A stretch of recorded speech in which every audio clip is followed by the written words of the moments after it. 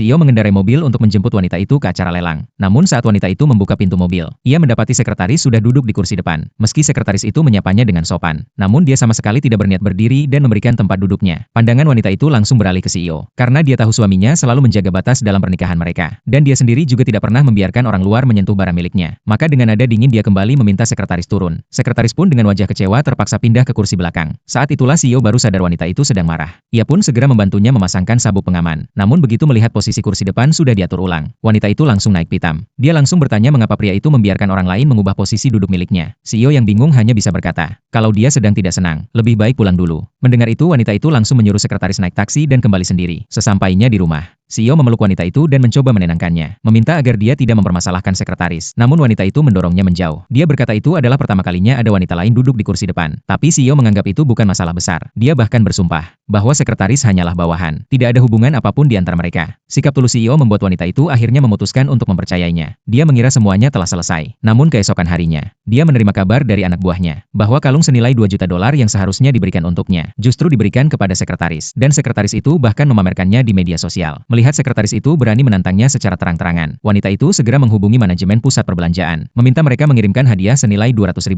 untuk setiap pegawai wanita di perusahaan, kecuali sekretaris. Tak lama kemudian, anak buahnya menyuruh para pegawai membuat unggahan di media sosial untuk berterima kasih kepada Nyonya Presiden. Saat pegawai lain melihat bahwa sekretaris tidak menerima hadiah, mereka pun bertanya kepadanya. Namun sebelum dia sempat menjawab, anak buah wanita itu berkata, CEO sudah memberikannya hadiah sebelumnya, dan kalung di lehernya adalah buktinya. Sekretaris pun mulai merasa semua orang menatapnya dengan aneh. Dia pun menangis dan lari menuju kantor CEO. Melihat sekretaris mengembalikan kalung, CEO langsung bertanya apakah ini ulah istrinya lagi. Begitu mendengar bahwa dia hanya memposting satu foto, dan langsung dibalas dengan perlakuan seperti itu, CEO pun langsung memeriksa media sosial para pegawai. Begitu melihat unggahan mereka, dia langsung paham apa yang terjadi. Dia pun membawa sekretaris pulang, lalu meminta istrinya untuk tidak membuat masalah lagi. Dia mengaku hanya ingin meminta maaf lewat hadiah itu. Sekretaris pun dengan wajah sedih berkata, ini adalah pertama kalinya dia menerima hadiah semewah itu. Jadi dia hanya ingin berbagi kebahagiaan. Namun wanita itu langsung memperingatkannya bahwa anak muda seharusnya fokus pada pekerjaan. Tak disangka, CEO justru membela sekretaris dan bertengkar dengannya. Wanita itu pun teringat pada sosok CEO dulu, yang bahkan tidak membiarkan wanita lain mendekatinya. Namun kini semuanya berubah. Dia memutuskan memecat sekretaris dan menurunkannya ke posisi terendah di perusahaan. Awalnya sekretaris merasa terhina. Namun saat melihat CEO datang, dia buru-buru berlutut dan membersihkan permen karet di lantai. Melihat air mata sekretaris, CEO merasa tak tega. Langsung pulang dan menegur wanita itu dengan marah. Namun saat melihat istrinya diam saja, dia memilih kembali ke kantor untuk membela sekretaris. Dia bukan hanya mengangkatnya kembali sebagai sekretaris pribadi, tapi juga memecat seorang staf lama yang sudah mengikutinya selama 7 tahun. Setelah menyelesaikan semuanya, dia membawa wanita licik itu pulang, dan mengumumkan bahwa dia ingin pisah rumah dengan istrinya. Dia juga berkata, mulai sekarang kapan dia pulang tergantung pada suasana hatinya. Lalu pergi begitu saja tanpa menoleh. Wanita itu sadar, pernikahan ini telah berakhir.